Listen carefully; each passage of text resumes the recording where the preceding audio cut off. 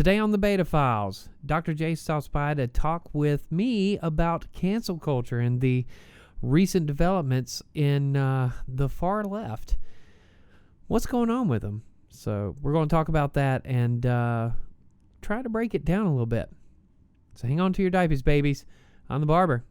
This is the BetaFiles.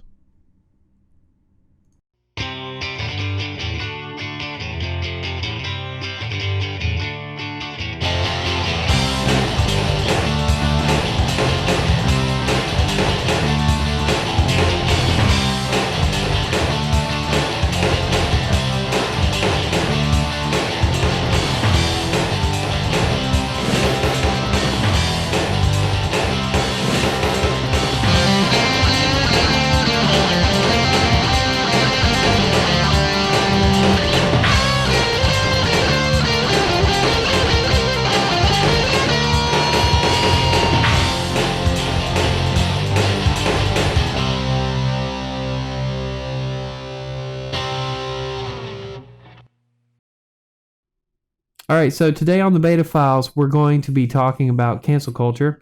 This is kind of a podcast that I've been wanting to do and didn't really know how to do it. I was going to do the 11-minute interview today, but then Crystal and Sagar noted a thing on Politico, and I'm actually going to bring it up. Let me fix this. There we go. Yeah, make this a little better. Hello, baby. All right. But they noted a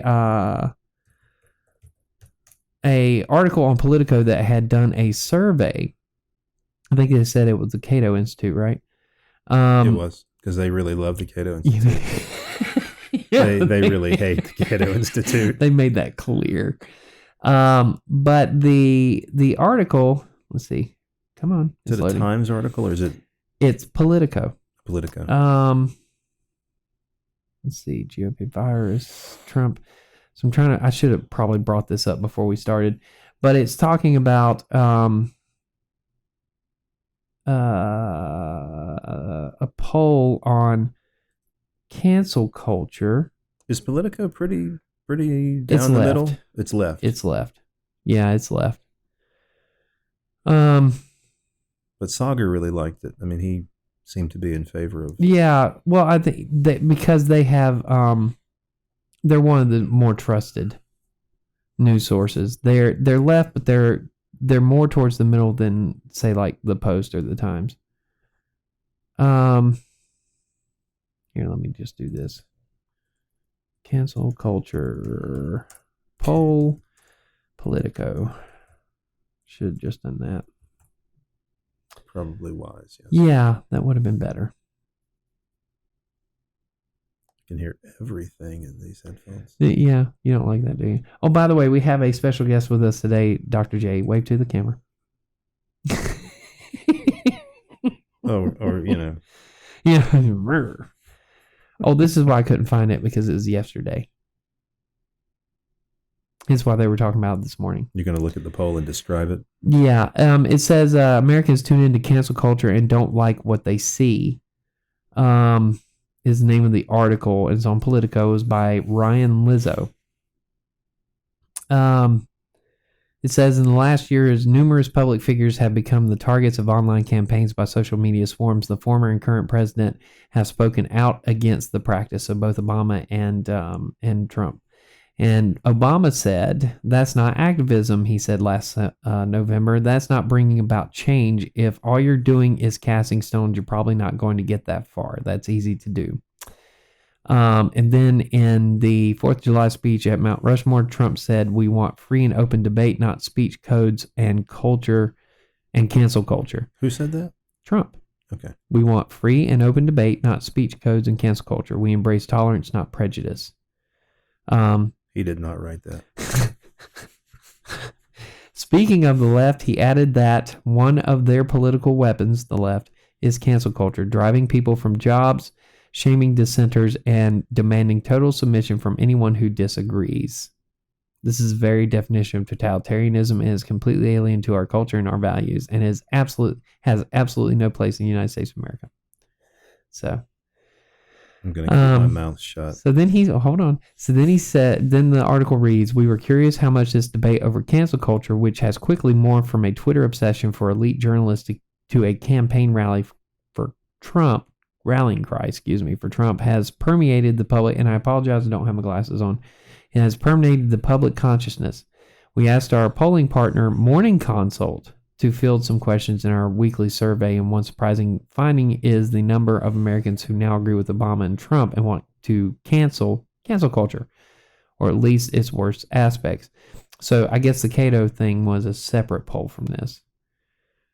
So let's see. I'm trying to find the numbers here. Here we go.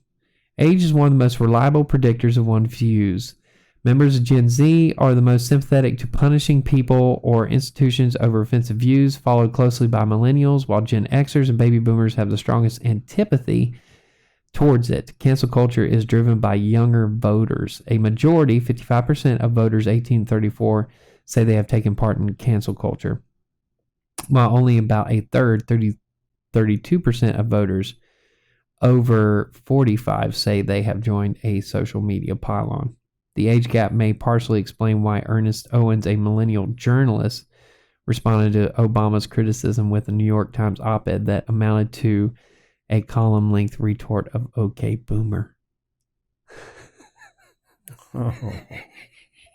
Although I do find "Okay, Boomer" kind of funny. Yep. The poll also suggests that the public at large is more forgiving than the gladiators on social media when asked about controversial or offensive statements from public figures. The longer ago the comment was made, the less likely it mattered. 54% said that a problematic statement made a year ago was likely to completely or somewhat change their opinion of the person, versus 29% who said it would change a little bit or no change at all. For statements as far back as 15 years ago, the results were almost reversed. 26% said there would be no change versus 53% who said there would be little or no change. So what they're basically saying is the further back the comment was, the less offensive it is, basically, or the less they need to be targeted. Well, yeah, that's not. I mean, you're less likely to have an emotional response. Yeah. Because whenever you're in the beginning, when you're right after a comment's made, you're not rational. This is probably one of the bigger problems with cancel culture is I'm showing my hand, I guess, a little bit, but it's not always rational. It's a deeply emotional response. It is. And I don't blame them for getting upset. Because some of the things you hear, it's like, why would you say that? Yeah. Why do you leave your house every day? Just, stay where you are, shelter in place, and don't share these views with anybody. Yeah. This is about Taibbi. We'll go into that later. I'm trying to find. So anyway, one of the things that stood out about the poll. Here we go. In the Politico poll, 53% agreed with the statement that even though free speech is protected, people should expect social consequences for expressing unpopular opinions in public, even those that are deeply offensive to other people. While only 31% said their view was closer to the following: there should not be social consequences for expressing unpopular opinions in public, even those that are deeply offensive to other people, because free speech is protected. So what this paragraph is illustrating is that over half the people polled said, regardless of free speech, there should be social consequences. How many? 53%. So 53% of the people polled are pro-cancel culture. Are saying that there should be social consequences for expressing unpopular opinions in public. And this includes an age group, or is this just... This is just overall. So here's the question then. What is that social consequence? Because they don't go into what the social consequences are. 31%, a third of them, said there should be no social consequences because free speech is protected.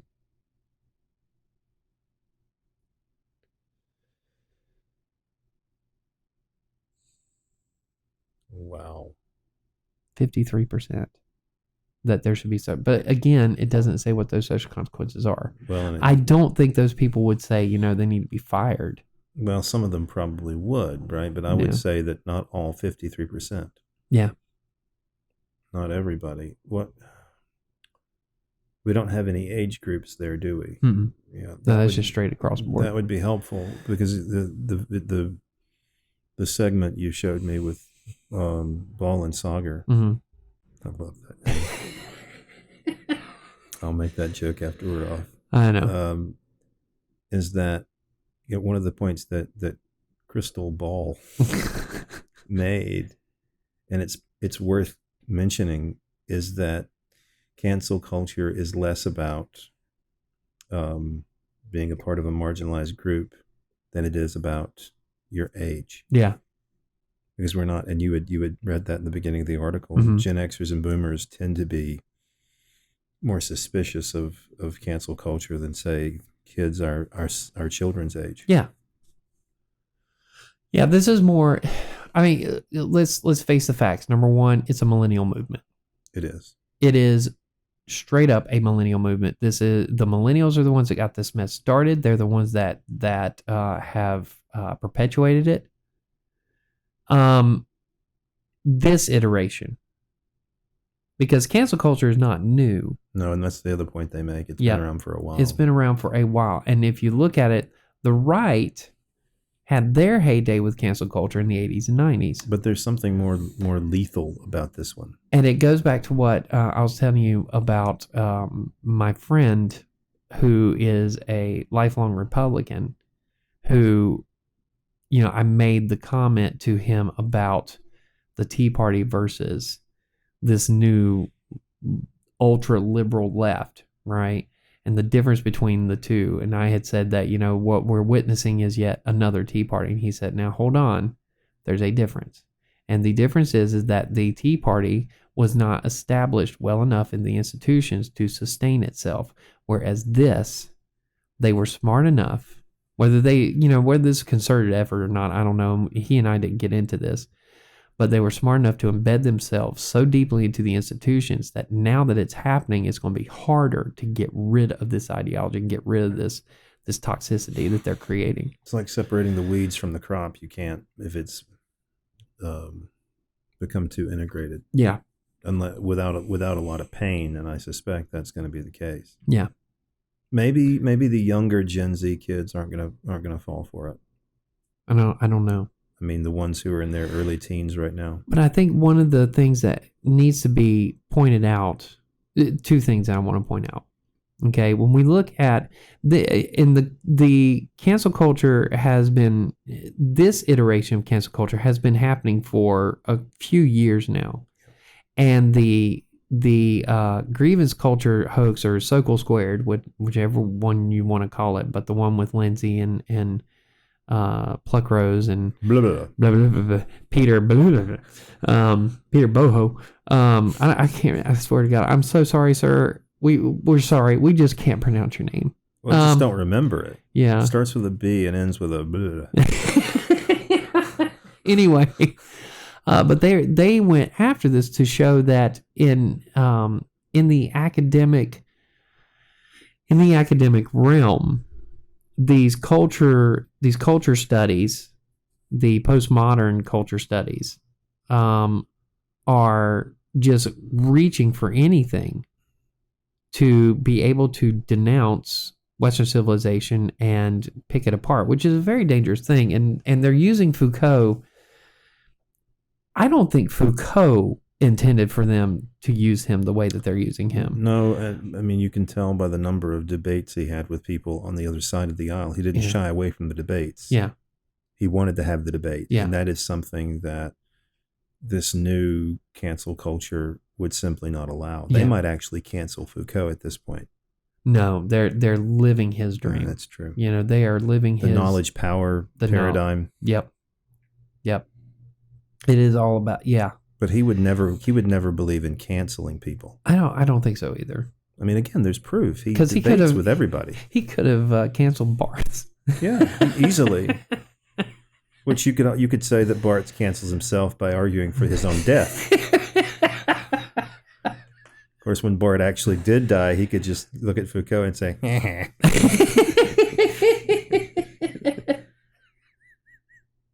Oh, God. It's like the old thing about Nietzsche, right?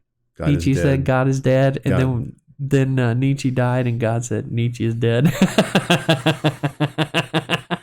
Yeah, Roland Barthes is an interesting figure. He is. Now, I don't think that any of those fringe post-structuralists really had any way of knowing that they were going to be used in quite this way. Yeah. And it's probably best that they're dead. Yeah. I mean, although if they were alive, they would probably say, "This is not what we intended. We need to have the conversation. There needs to be a debate." Before we started this segment, I had told you not to let me talk that much because I have very strong opinions about anyone who thinks that we should not debate people we disagree with. Mm-hmm. And I'm talking about having debates with people we find. Whose views we find disgusting or disturbing or reprehensible. Mm-hmm. You know, I'd talked during our break, I'd mentioned Ann Coulter and how she had been deplatformed. Yeah. And if you're going to deplatform anybody, I guess it should be Ann Coulter. But, you know, I'm just kidding. No, instead of deplatforming her and saying you are not welcome here, invite her to your campus. Debate her. Let her have her say and then disagree with her. Yeah. And then you walk away from it. And use logic to deplatform her because her message will deplatform itself. It's kind of like, it's the same thing with Alex Jones. There is no need to cancel Alex Jones. No, because he says things like that the water is turning the frogs gay. Yeah, I mean, heck, you know, you can easily debunk the crap that he's selling, you know, and it's the same thing with Sargon of Assad and the same thing with Milo Yiannopoulos or whatever, however you pronounce his last name. Let the logic deplatform them. Expose how their arguments and what they say is irreprehensible. But don't, by closing them out, you're giving them power. Yes, you are. You take Alex Jones off Twitter, great. Now you've just increased his subscribership to his own website. That's right. Well done. You go after and attack Ben Shapiro over and over and on Twitter, what's going to happen? People are going to keep tuning into him. Even with Tucker, the more the left screams about how Tucker is xenophobic, the more people are going to tune in. Yep. You're not deplatforming them. You're actually strengthening their platform. And it just doesn't make any sense. But on the flip side of that, the problem with this current iteration of cancel culture. So let's talk about the right cancel culture for just a moment to really set up the juxtaposition between the two. Because one of the things that has irritated me about Crystal is that during this whole thing over the past several weeks, every time they talk about the cancel culture, because something happens like a stupid letter from Harper's, and then this actually starts, the current controversy starts with the Tom Cotton essay in the New York Times. That's what kicked everything off. And Crystal has, over the past several weeks, and what the clip I showed you just a minute ago before we started this, so you'd understand the vein that I want to go in with this, she's finally starting to recognize that there is a problem. And she admitted that for the first time with the Harper's letter. She said, okay, this is no big deal. And then the Harper's letter happened. She said, okay, maybe this is a big deal. Maybe this is actually happening, because for a long time, she was saying, no, the cancel culture is made up. There's not really any real problem with it. And Saga is sitting there saying, yes, there is. So then when you get to the Harper letter incident and she talks about it and she says, well, maybe this is a big deal. She then footnotes it with this little thing where she does a whataboutism. But the left has been canceled for years by the right. So let's talk about the right cancel culture real quick and distinguish the differences between the right cancel culture and the left cancel culture. Number one, with the right cancel culture, if you go back to the 80s, and this is where we really start to see the right cancel culture start to beef up. And you and I have talked about this at least twice on the Optic Poet. The Ozzy Osbourne mess, the Judas Priest mess, the Kiss, the AC/DC, where you see the evangelical right come after these rock bands. And of course, the more they come after them, the more tickets these guys are going to sell. And I wanted to talk about Theater of Pain by Motley Crue, but I forgot to mention it when we were talking about music. But do you remember the cover for Theater of Pain? Mm-mm. It was the two drama heads, right? The two drama masks, the sad and the happy. And on both of them, they had pentagrams on the forehead. Okay. And of course, they're doing that on purpose. Oh my! It sells records. Is Vince Neil going to go out and sacrifice something to Satan? Well, Nikki Sixx maybe, but you know. Well, they know it's going to sell records. It's going to sell records. I mean, look at was it Rick Mars, right? The guitarist. He's all in black makeup, black hair, straight black hair. I mean, he why? Because it's going to sell records. You know, if the thing was, you know, down with the clowns need to be, they would dress up like clowns. Oh yeah, right. I mean, it's what's going to sell. And of course, the more they went after Ozzy, the more he beefed it up. You know, the more popular he became. The more popular he became. And what was wonderful was there's a clip in The Decline of Western Civilization Part 2 where she's talking to Ozzy and he's making eggs and everything. And she asked him, she said, "Do you worship the devil?" And Ozzy kind of pauses for a second and he looks at the camera and he said, "Well, if I did, I would think he was a pretty cool dude," or something like that. I mean, you know, and he kind of like twists it, and of course, it's like, "Oh, see, he admitted." No, he didn't admit shit. This is a crazy British man who spent most of his life drunk, yep. Right? I mean, let's just face it. And that's why he peed on the Alamo. That's why he bit the head off a bat. He didn't. He thought it was a rubber bat. He was hammered. He was destroyed. They weren't worshiping Satan. No. So they were worshiping money. Yeah, they were worshiping money. You know, which you could argue, you know, we could go down a philosophical path and talk about how money is the devil, but we're not going to do that. Anyway, so that's the first round of cancel culture. Then you get to the abortion. You get to the uber pro-life movement of the early 90s, and they start bombing the abortion clinics. And I think that is the most dangerous the right cancel culture has ever gotten, where you're actually seeing them kill people. Yeah. And it becomes a terrorist act. Thankfully, the left hasn't gone quite that far yet. Yeah, I think the word "yet's" probably important here. Yeah. But then you get into after the 94 Republican Revolution where Newt and all those guys take over the House, and you get the Republican House, that's the rest of the Clinton administration. You start to see the conservative cancel culture start to lose a little bit of power. It doesn't have as much steam as it did. And then you get into the Bush era, and I think Fox News takes up the mantle of policing the cancel culture for the right? But the more they go, the problem with Fox News is that the further they go with this, the less serious people take it. Yep. And it starts to lose its power. It looks like a parody. It does.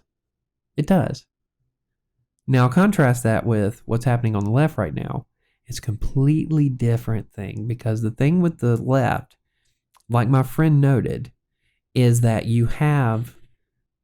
they have ingrained themselves into academia, and now they have ingrained themselves using academia into media that is now coming to where they're starting to ingrain themselves in the culture.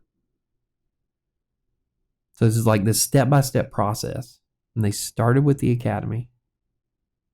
And the reason why it's much more dangerous than what happened with the right was using religion and moral values. That's not going to hold up, because you can't, there are certain beliefs in America where you're not going to walk into a bank and say, you know, I'm going to fire you because you don't believe in God. You can't do that. No. But we've gotten to a point now, you walk into a bank and you say something slightly off color, I'm going to fire you because you're being racist. Lawsuits are coming. There's going to be a slew of lawsuits out of this. I think it was Taibbi who actually mentioned this. Is Taibbi a moderate or a liberal or conservative? He's a liberal. But he sees the writing on the wall. Yeah, and it's becoming... What we're seeing is a division between the left, where you have the progressive, what they're calling themselves the progressive left, but it's the ultra liberal. Yeah. And then you have the classic liberals. And it's the same thing we saw with the Republicans. Makes me wonder which category I fit into. I mean, I'm not a cancel culture proponent. Well, here's the thing with me. Because there's millions of people like myself out there that are neither. Yeah. We're literally right in the middle. You're centrists. But according to, if you look at the far right, we're liberal. Yep. You look at the ultra liberals, they're saying no, they're going so far as to say that I'm alt-right. Yeah, which is the farthest from the truth. Yeah, so it doesn't.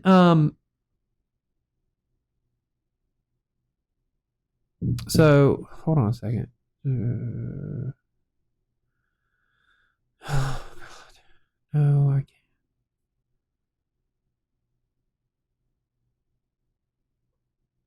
This break is brought to you by texting from my wife. I did not print it, but I'm pretty sure I have it, so I can email it.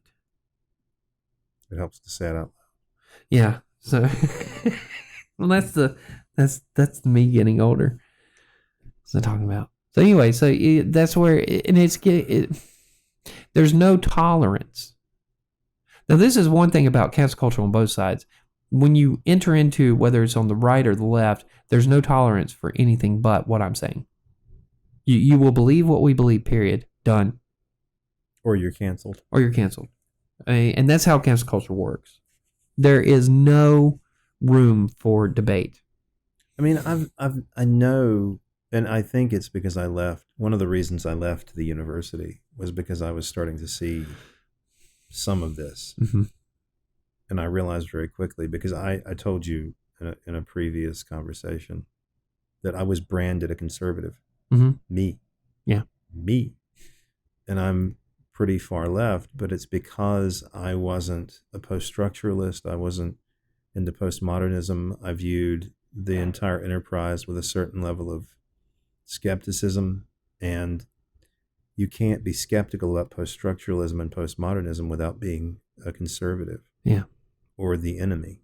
And that is deeply problematic, because it means that you are systematically shutting down any kind of debate with anyone who does not hold your particular views about culture. Yeah. It's a very risky thing. And so I left to go to a community college where the biggest concern that most, not all, but most of my colleagues have is teaching students how to think for themselves. Right. See what I did there? But what has happened? What happened? What has happened since then? Well, we're starting to see a little bit of it. We are. I mean, it's getting into the 2-year school. Yeah. And it's because now we're hiring more people who have certain commitments to being on the what they would call the correct side of the culture wars. Mm-hmm. And I do see it. Culture theory. I do see it in my cultural studies, and mm-hmm. and it's not all bad. And so it as if you have to choose sides. There's a lot about post-structuralism and postmodernism that's extraordinarily attractive. Yeah, and it does a good job at describing the culture in any given moment after the 1940s. Mm-hmm. It's a powerful movement, and it's a responsible response in a lot of ways. So it's just as dangerous to dismiss postmodernism as it is to embrace it at the expense of every other view. Mm-hmm. Because there are parts of it I really like. I mean, I have a love that's not so secret of Jacques Derrida, yeah, who has been used, I think, in some pretty unfortunate ways. Because Jacques Derrida, the human being, loved debate, mm-hmm. and he liked having conversations. But it's like arguing with Socrates. You're going to lose because he was that good, but yeah. he welcomed the conversation. The way he's been used, and I would dare say abused, Yeah. is now he's being used to shut down any kind of conversation that involves evidence. Uh-huh. So there's nothing outside the text is one of the things he says. And a lot of people have used that. But what is he talking about? Well, he's ultimately reading culture as a text, that everything is trapped within language. And I don't disagree with that. Right. It would be hard to have access without science. And again, that's another field of study that has come under attack from postmodernists and post-structuralists. Without the aid of any kind of instruments to measure events like they use in science, we don't have pure access to reality because we do everything through the lens of language. I don't think that's an inaccurate statement, and I think you can probably prove that. But someone who takes him too far would say we have no access to reality at all, ever. That's not true. Yeah. Science is the best way. There is no better way to access reality than through science.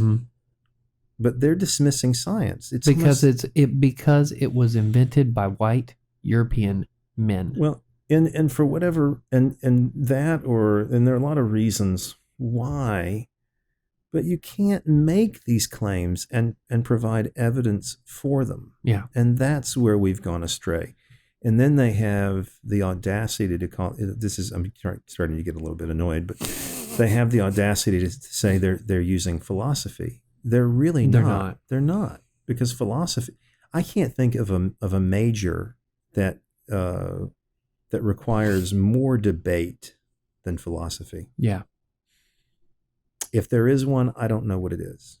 English is probably a close second. Well, think about so here's the argument that James Lindsay puts forward. They took sociology and they applied it to everything. Yeah. And then Pluckrose noted not only that, but they were able to marry postmodernism with it. And once they had sociology in one hand and Foucault in the other, they married the two and went after it. And the problem is, postmodernism, well, first of all, postmodernism is uniquely designed to self-destruct.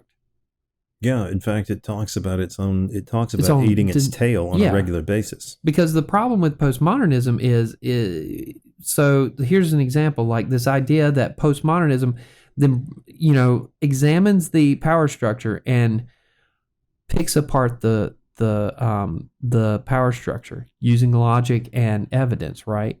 Well, then you can then come behind that with postmodernism and deconstruct how postmodernism deconstructed the power structure to show that postmodernism's deconstruction of the power structure was an attempt to establish power in the power structure, and so thus destroying postmodernism. It doesn't allow for evidence. No. And that's its biggest flaw, and that's what makes it so dangerous, is that there are intellectuals who use that to say whatever they want. Yeah. And they do not have to provide any evidence to support the claims they've made.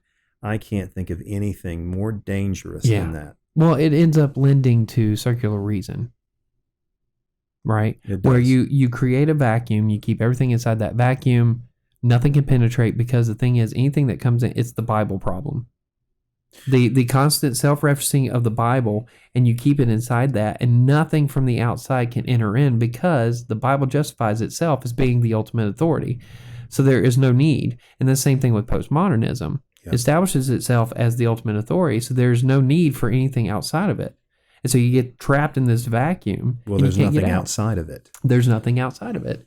Modernism it deconstructs modernism to show that modernism is wrong, so that it can't penetrate. So you can't take postmodernism and put it under a modernist lens and deconstruct it. Also, anything, and I think if you talk about the modern as being from the Enlightenment to the present, it also deconstructs all of the projects that stem from the Enlightenment. Yeah. And says that they're all deeply flawed because, and the idea that you can have evidence that's actually objective Mm-hmm. is objectionable Mm-hmm. to a postmodernist or a post-structuralist in the Anglo-American school. Because Right. it's built on a power structure. Because it's built on a power structure. Because marginalized groups have been made to suffer, and I don't think you can argue with that either. Of course, marginalized groups have been made to suffer. Marginalized groups are always made to suffer. Mm-hmm. And it's horrible. And I don't know of many people on the left who would disagree with that, including people like Lindsay and Pluckrose and Steve or Pete. Or blah, blah, blah, blah.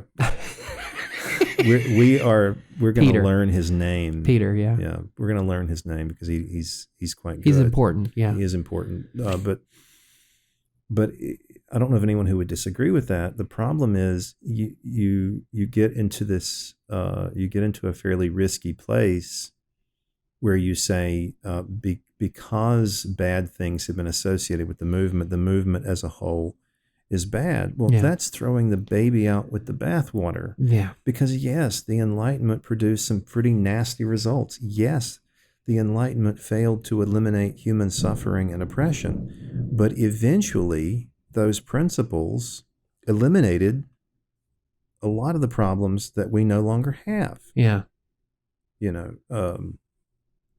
So I don't know what to do with that except to say that it's a fairly risky business when you say you can't have any real access to any truth or any facts whatsoever. Yeah. But I guarantee you, if you were to ask most postmodernists if they believe in evolution, they would say yes. But then they've fallen into the trap of actually believing in science. Yeah. After attacking science, how many post-structuralists do you think believe that the Earth was created in 6 days? None. Yeah. None. And we get into, in fact, you should, if you haven't checked it out, there's a wonderful video where those three, I'm not going to say their names again, Lindsay and the grievance culture, the grievance culture trinity. Yeah. They compare post-structuralism and postmodernism with a religion. Mm-hmm. Because it's got, at one point Lindsay calls it a cult. Yeah, he does. But again, there's a lot I think is very valuable in post-structuralism that we should keep.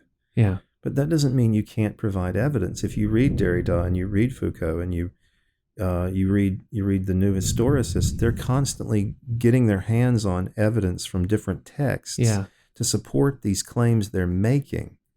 Derrida doesn't make a single claim without turning to a particular text.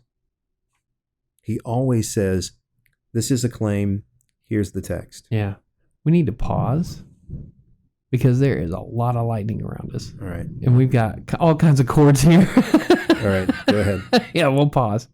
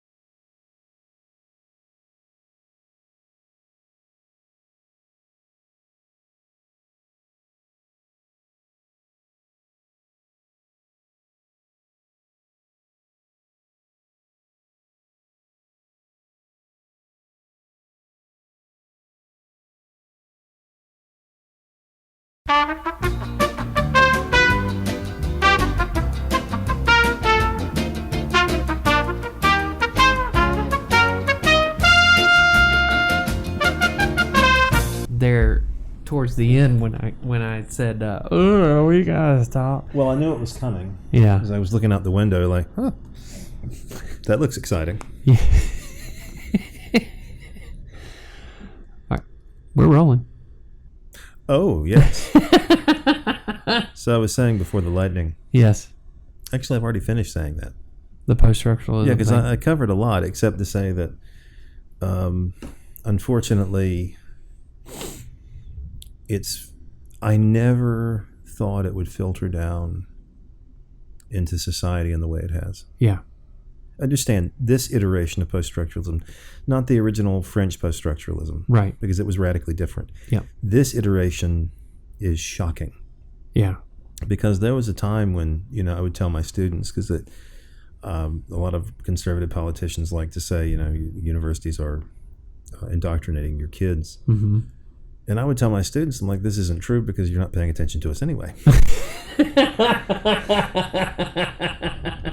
And I think as a rule, that was true. But once this iteration became a part of campus life, they were sneaking it in. And I don't think they were intentionally sneaking it in. I think they were actually just being vocal. Yeah. But it somehow worked its way out of the classroom where it was safe. It was safe in the classroom. Yeah. But then it got onto campus outside of the classroom. And that's where you can really reach students. You can't reach them in the classroom nearly as well as you can outside of the classroom. Right. In their everyday life outside with their friends, going to protests and events, and they're getting this same information but in a different way. Mm-hmm. In an environment where they feel more comfortable. They're not on their guard and they're not bored. They're listening to people say this stuff. And like, that really sounds true. Yeah. That really resonates with me in a fairly significant way. Well, it's also what Crystal and Sagar mentioned in their thing where you have these, and they didn't say this, they were quoting the author of, I guess it was the Politico author, and I didn't get to read the whole thing. But they mentioned that the groups that are, so what's happening with this is you have the elite class that in the academy that has taken it to the mainstream media. And then between the two of them, what they're doing is they are using, and this is going to be very controversial, what I'm about to say. Oh, dear. They're using Black Lives Matter. They're using the trans movement. And they're using LGBTQ to perpetuate a power grab. Against being very clear that we have no problem with any of those movements. Yeah. In fact, we're for those movements. This has nothing to do with the movements themselves. They're being used. They're pawns. They're pawns. And they have been able to establish through the millennial generation, who is still young and naive, they've been able to establish the base from which this power grab is coming from.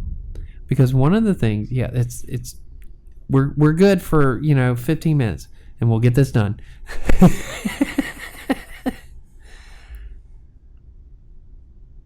What's I talking about? They're being used. They're being used. But the one thing, and they're using the millennials and the who again are young and naive, and they don't understand the consequences of these actions. They don't get it. What canceling means? Yeah. It ruins someone's life. It ruins people's lives, and if you take it to the nth degree, what the actual end goal of this is a complete and utter anarchic movement that's going to completely destroy the institutions, tear them down. Because by using Foucault to establish that all the institutions are built on this power base of white supremacy, then you can tear it down. And I have several problems with this. And this is where I'm getting ready to put my job on the line. Because this is going to be misconstrued. Of course, my job is now on the line too. Yeah, just by being here. Association. Excellent. You can just yell at me and say, "You racist bastard." Okay. Disclaimer. Here's my disclaimer. Here's my problem with the white supremacy claim. And I've talked about this with you before, privately. The issue is that the institutions are built on a white supremacist structure, is what they're claiming. And so that because of that, the power system itself cannot be trusted because the power system itself is innately racist. But the problem I have with that argument is this is Western civilization. This is white civilization. When you look at it from a historic context, this is not the East. This is not Africa. This is not South America pre-European contact. Yeah. This isn't even North America pre-European contact. This is Western civilization. Is Western civilization a good civilization? In the past, no. It was not. However, it went through the same evolution that all the civilizations have gone through, and we are currently witnessing in the East. Yep. The East is doing something that no other civilization before us has done. They're taking over the world through finance. They're buying the world. Yep.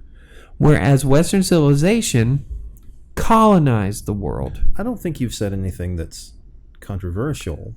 But here, by saying that, what I'm saying is white civilization. When we look at Western, it is white civilization. So when you talk about the power structures built within the West, of course it's going to be white because this is the white civilization. It was built by white Europeans. Yeah. Again, and it wasn't. But here's the thing: it wasn't built, and this is going to be tricky. It wasn't built. Oh my. Yeah, like I said, this is tricky. It was built to do two things. Establish power, obviously. Mm-hmm. Because when you have any civilization that becomes this big, the motivation behind that is power. Sure. Obviously. But the second thing it did was created a system that was, because of the Enlightenment, that's probably the greatest thing that Western civilization has given to mankind, period. The history of human beings is the Enlightenment, because for the first time in history that we know of, you have a civilization that is self-reflecting on how they treat themselves. And others. And the thing about the Constitution, and I mentioned this before with the Thomas Jefferson thing, is they built that document knowing they were wrong at the time. So they built a document that over time, through Enlightenment and later modernist principles, it could be made better. The civilization could be made better. Yes. Having said all that, by using the anarchy or coming up with this anarchic, and I guess it's anarchic ideal of just destroying everything, the kids that are pushing this agenda are being told that because by people like Ramen D'Angelo, no matter how hard you work, okay, you're racist if you're born white, you're just racist. Admit it. You're racist. Admit that you're racist. Admit that you contributed to this racist system. And then try to work to fix the racist system, but understand that work will never be complete and you will never be right. Well, that's just self-defeats, and that's postmodern. Yeah, I think a better way to do this, and I had done some training recently, where they make a distinction between bias and racism. Yeah. They're not the same thing. No. People have an inherent bias, and they do a test you take, and it's really quite smart, and I was disturbed. But one of the points they made is that 75% of all people who take it have a bias toward white people, including black people. But bias and racism are not the same thing. Two different things. Racism, you have a choice. Yeah. You don't choose your inherent bias. You can, however, choose to ignore your inherent bias and embrace racism. Or you can say, this is my inherent bias. Here's the problem with my inherent bias. Yeah. And how do we fix that? I think it's a very dangerous thing to say that everyone is inherently racist. I don't think that's true. I think you're created that way. Because if you've ever seen children play together, they don't care. They don't care what color the other person is. That doesn't come up until they're taught about race. Mm-hmm. That's later. Yeah. That's when they become a part of one of two teams. Yeah. You're either a racist or you're not. Yeah. But I do think if you are, it can be overcome. I've known a lot of people who began, they didn't begin their lives racist, but they were taught that way, and then they left it and changed their mind. Yeah. Inherent bias is entirely different. It's entirely different. Yeah. And we all have that. But to make any grand claims that we're all simply racist it's extraordinarily pessimistic and doesn't get us anywhere. You have to believe that things can change. Yeah. Or what's the point? Yeah. Or what's the point? So I don't think you've said anything that I would consider to be radical. Well, again, we are look at who's talking to white men, of course. And we according to the culture theory, we are expressing our power over minorities by discussing it. And that's, so you can, and again, it goes back to what we were talking about before the storm. They build this vacuum, you can't penetrate it.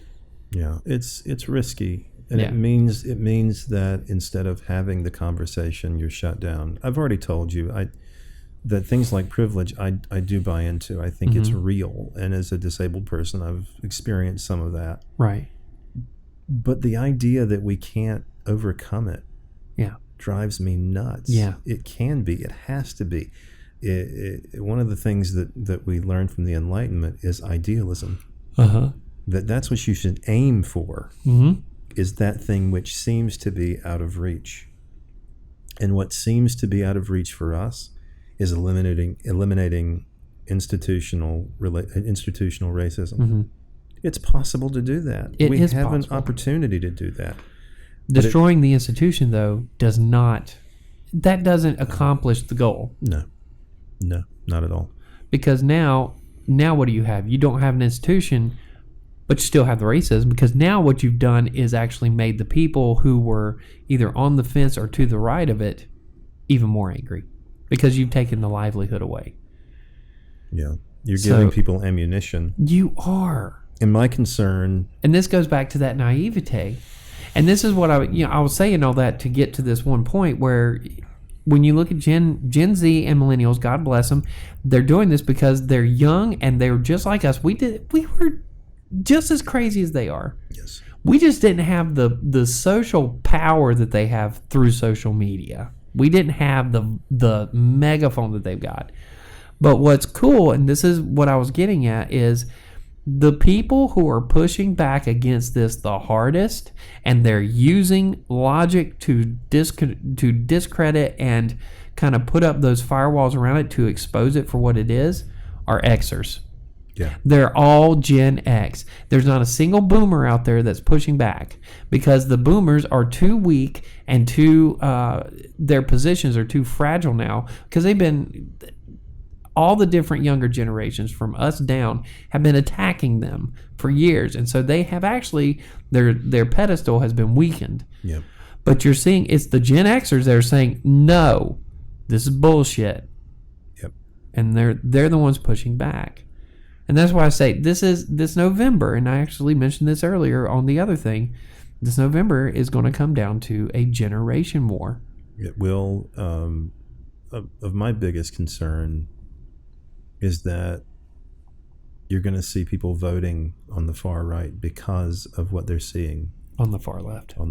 Yeah. And they're going to assume that all liberals are like this. Yeah. And we're really not. What is Fox News telling them? I know.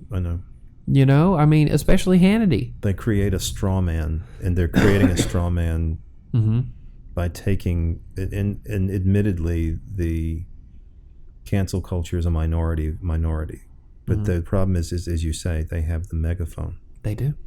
And they're very loud, just like the far right and the alt-right. Remember when Breitbart became such a big deal? And I think we're coming to the end of our show. Yeah. When Breitbart... I was counting that one. I saw it out of the corner of my eye, and I was counting it. We got a minute. when Breitbart became such a big thing, Breitbart, it made a splash, not because it represented a majority of Americans, but because it was so offensive and so loud. And cancel culture is loud because they use these grand gestures. Mm-hmm. But it's a really small portion of the public. It is. When you say 53%, I think it's 53% of people have gotten caught up in it. Yeah. But they're not the instigators. No. They're piling on. Yeah. The instigators are an entirely different group of people. So, and there are things about the motives of cancel culture aren't bad. Yeah. The consequences of their actions are devastating. Yeah. I agree with a lot of what they say and think about the world around them. Yeah. I disagree with their methods. That's it. I mean, that's an important distinction. I do think the world is deeply, deeply troubled. I do want to find a way to fix it, but I don't think canceling is the way to do that. I'm counting. Yeah, well, we're up to 8, so I think but we need to, No, I agree, and we're going to wrap this up. There it goes. We're going to wrap this up. Maybe it's a sign from God. Yeah. You shouldn't be talking about this. You shouldn't be talking about this, damn it. You ever been fired before? I haven't. This will be a new experience for me. All right. Oh my. Yeah. All right. Well, that'll do it for that. we'll revisit this because this is evolving. It is. It's changing every day. Rapidly. Yeah. So, and it's the biggest problem is that it was the Academy that started it, and it has now shifted to the media. And Taibbi actually talked about that in his last article about how the shift happened. And it's fantastic. And it was the Republicans that allowed the shift to happen. And all of this comes down to one group made a simple mistake, and the other group pounced. So, kind of like the rise of neocon was a product of the Democrats just making a simple mistake. Yep. It's always a simple mistake. Yep. All right. Well, that's it for this one. Thanks for watching, listening. Hope you got something out of it. Sorry about the storm, but and we're going to have to shut down because the break that we got in between the two storms is over. So we don't want to get fried. So make it a great day. For Dr. J, I am the barber. Remember that if the sun comes up, there's opportunities, so make sure you take it. Be safe and be kind to one another. This has been the BetaFiles.